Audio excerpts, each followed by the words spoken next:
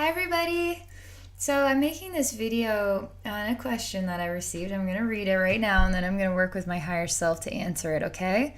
The question is, I love a video about navigating coming out as a psychic when you are surrounded by religious family and friends. It's a really good question.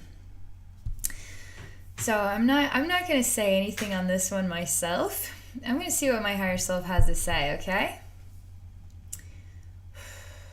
How to tell family and friends you're psychic when there's an extreme religious background that isn't accepting or open-minded to being psychic.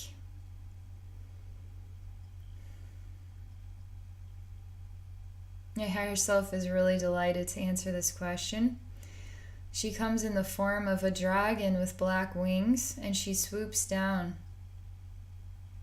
She also stands really tall, and she's wearing kind of like a headdress that reminds me of Snow White's evil stepmother. She has like the horns that come out of her head, so her face mask is like there's some sort of facial piece that looks like horns coming out, and it's like a black leather mask that's open to the face though. Everything is kind of giving off this evil vibration of the ultimate destruction of mankind. My higher self wants to know, are you an emanation of the ultimate destruction of mankind? Is that fair for anyone to perceive you in that way? We're simply talking about being psychic right now. How evil can psychic truly be? I see this version of sort of an evil woman. Her heart is exposed.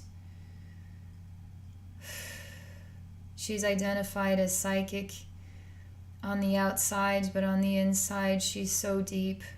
Is so vast. You would never know that her heart was full of gardens of flowers and butterflies. It almost makes you cry to come into here. To heal within her heart. My higher self wants to know if you get it yet. You'll find that people in society will see you as a psychic, as the most evil emanation. But that's just getting to know you as based on a word or an ideology, and not exploring your heart and the true depths of who you are, which is a garden of love. So who do you choose to be around your friends and family? Who are you choosing to be right now around your friends and family? If you are not being yourself around them, based on your perception of how they will see you as the evil of the world, or deceived by the evil of the world,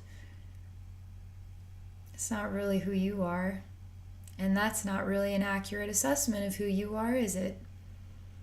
You have to be yourself. And my higher self is like, you gotta be yourself, but she's really proud of you. And she's like nodding, like, oh yeah, you gotta be yourself. You got this. You got this. Teach them. Teach them who you are and how beautiful you are, how radiant you are.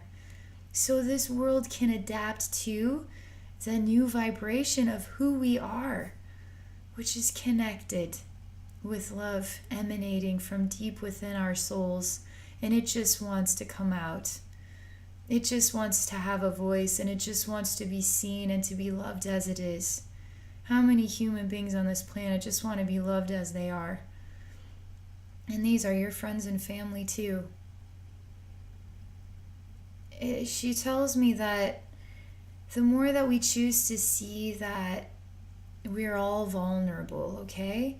And we're all teaching and receiving lessons from each other that nurture our vulnerability in kind of an uncomfortable way, and then sometimes bring it to life, right? They really support us and bring us to life, or we feel like the meteorite from hell just conked us in the face, blew our head off, and now we're deep under the earth and a million pieces being eaten alive by worms. We don't have to go there.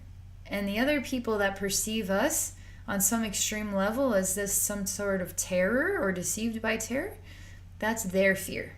You don't need to possess, you don't need to take, possess, experience. You don't need their fear. All right? That's their fear, not your fear. And you be yourself, and you be strong in who you are. She's talking about Archangel Michael as an amazing reflection of inner strength and inner power and being grounded and strong and solid in who you are. And if you're afraid to be who you are, he'd be a great archangel to work with. And asking him how to be solid and grounded in being myself. Because being myself is the only true way to heal the planet. When we are honest with each other about our true identities, honest with each other about everything.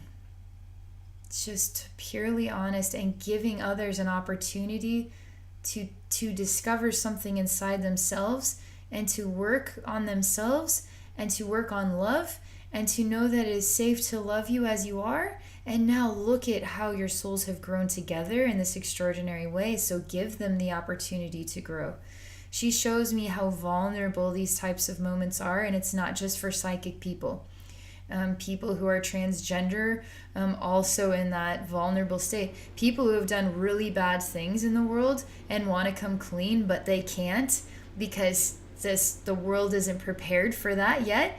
We will still want to persecute people. We still want to destroy people's lives who are mentally insane and make bad choices. Like, there's all different types of scenarios where we're all dealing with fear of being ourselves and being honest with the world about who we are and the things that we've done, good or bad.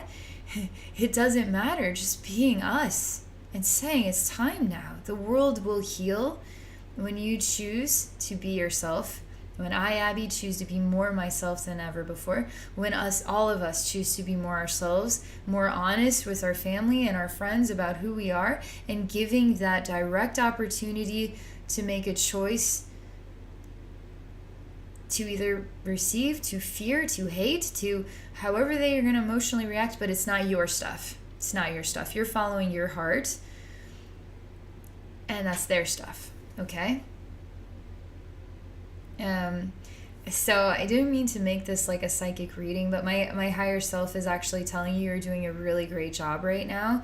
You need to keep up the good work, and she's reminding you about how pure and how kind and how sincere your heart is with everything that you're doing with your life. And if you are that pure and that sincere in your heart, then you're really not an evil witch, are you? You're not the destruction of the world. You're not being manipulated by evil. You're just being a genuine, honest, sincere, kind, and loving person as best you know how. And I think that's more than a lot of us could ask for or even accomplish.